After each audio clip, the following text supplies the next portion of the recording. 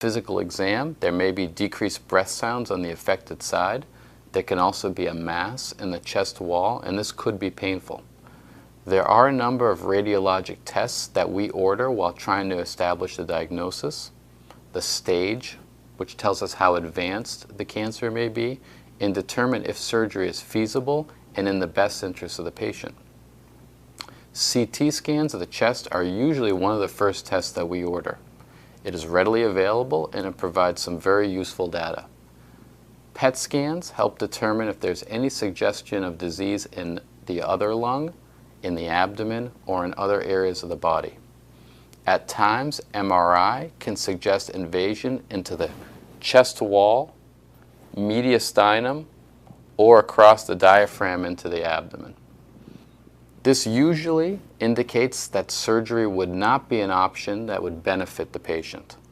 All the information we gather, including CT, MRI, PET, as well as histology from the tissue biopsy, is used to gain a better idea of the anatomy of one's mesothelioma and whether surgery will be of potential benefit for the patient. The first invasive test used in an attempt to make a diagnosis of mesothelioma is typically a thoracentesis, or when fluid is removed from the pleural space. A thoracentesis is the use of a small catheter to drain pleural fluid that is sent for analysis to a pathologist to see if cancer cells are indeed present. It is not uncommon that the pleural fluid is analyzed and does not indicate a diagnosis of mesothelioma or even cancer at all, even if cancer is present in that space. Oftentimes, the next step is the use of a CT scan to guide a pleural biopsy. This yields a diagnosis of mesothelioma approximately 30 to 50% of the time. Better, but still not great with respect to making a definitive diagnosis of mesothelioma.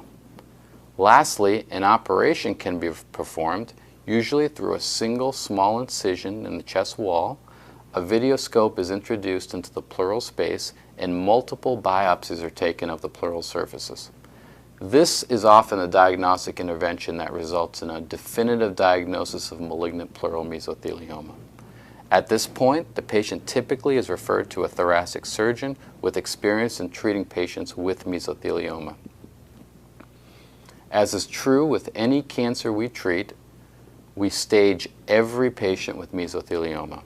In other words, we determine how advanced we believe the cancer to be when we attempt to determine the best treatment option possible. We utilize all the data available to us, including the CT, PET-CT, MRI, tissue biopsy, and eventually a day procedure